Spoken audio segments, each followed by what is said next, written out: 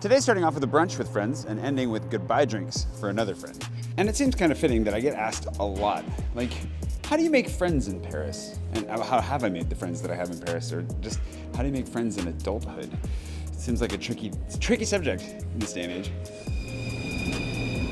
It's hard because we live in a genuine age of loneliness. Like, we're better connected than ever, and yet it's driving us to feel more and more alone all the time. So the question is, I think, a really legitimate one.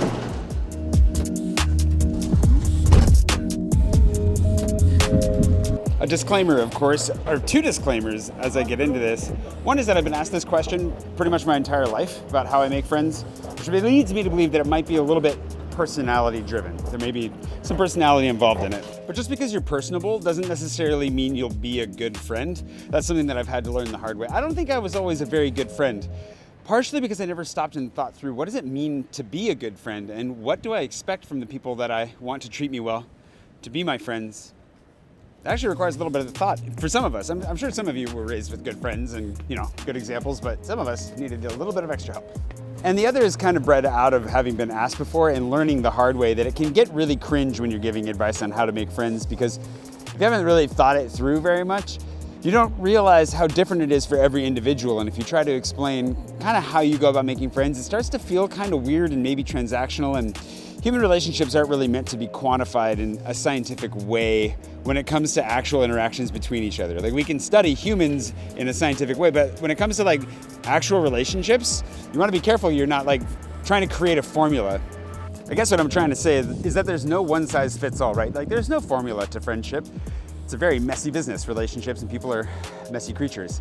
But with that in mind, I do think I have a few like universal guidelines that I follow that I try to use to build better, richer friendships as I go. And I guess I'll share those with you now.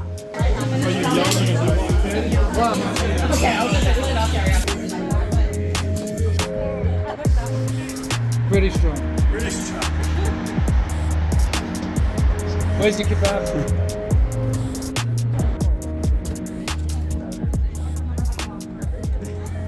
The first thing I was thinking about is proactive effort. Show up. You've got to show up. You have to put the effort in, especially moving to a new place where you don't know anybody. It can be really hard because everybody already has friends coupled up. They might not be looking to add anybody new, so it's gonna be an effort on your part to actually show up, be present. And the reality is that, for one, I would argue you can't expect friends to come to you. And then secondarily, because it's gonna take time, like, you're the one that needs to be there, showing up, smiling, and putting in some effort in order just to even give it a chance. You're not gonna make friends if you're just sitting around on your couch. Let's put it that way.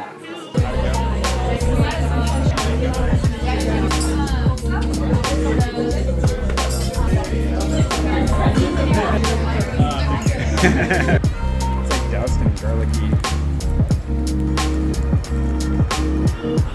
The thing I was gonna say was generosity. So like, generous with your time, generous with your effort going into it. These all kind of overlap. There's a bit of a Venn diagram here, but making sure that you put in like some real energy. I think a lot of times people expect if they just show up and are there, things will happen. But in reality, we all need to give a little bit. Like, friendship is a two-way street, and I think a lot of times, especially if you're the one that's entering into a new scene, people don't necessarily know you yet, you're trying to create something, you're the one that has to put the first energy in, and then go from there.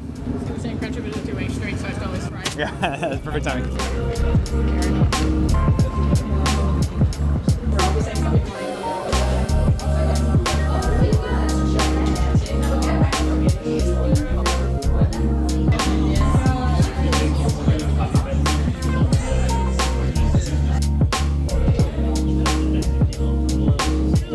Anything to say?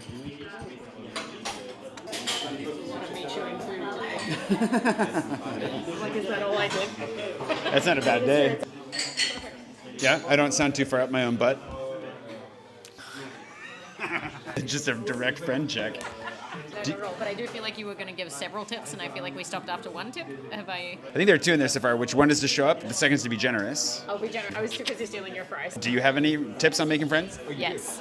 I've been thinking about this. I think my tip would be don't force the timeline artificially, because I would say that's the biggest thing for me. Yeah. If people are chill, if people make it easy for me to cancel, that's actually how I've ended up making the most recent friends over the past years. It's been people who were more or less aligned on things. Nobody was forcing a timeline. It was a very easy, hey, I'm doing this, come along if you want. but I'm going to do the thing anyway, rather than the kind of more of the, well, I won't do it unless you're free, or, give me your plans. I think chill a little bit and don't force the timeline, and that's how things will work. Which is a perfect segue into my third point.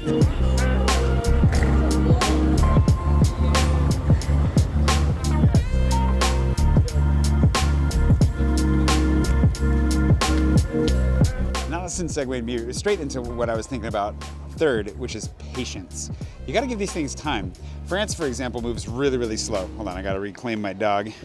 I remember the first time I moved here and I was making friends with a bunch of French guys, and it took me 6 months, like really 6 months, to get ingratiated and hang out with them. Like, I was welcome sooner than that. We hung out, we had a good time, but it took a long time before they started thinking of me and inviting me to things and reaching out to me. I had to put a lot of effort in just to get to that point.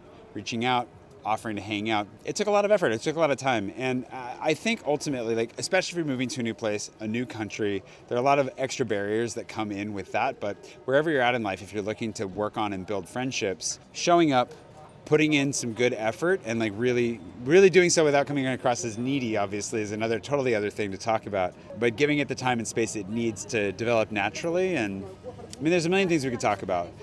Ultimately, being yourself in all of that, so that the people that you meet like you for who you are. It's a lot of hard things to do, a lot of big steps, but you can definitely do them. And then sadly, occasionally, you make friends and they move to New York. What the heck, Sarah? Let's go have a goodbye drink with Sarah.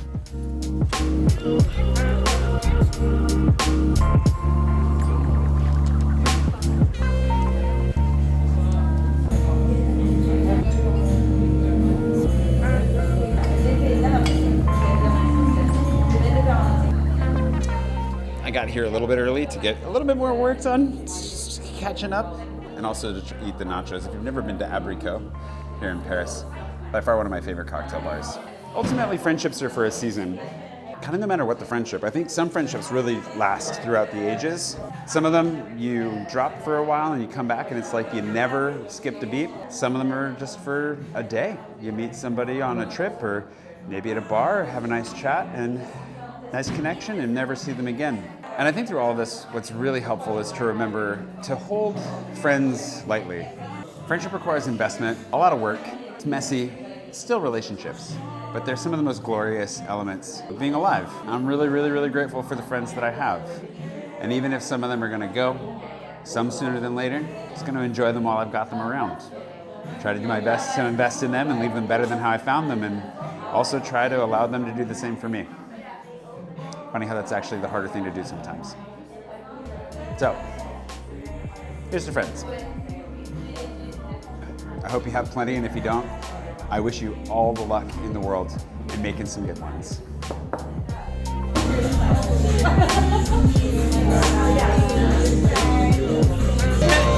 Whoa, whoa. Where are the arms up? Yeah!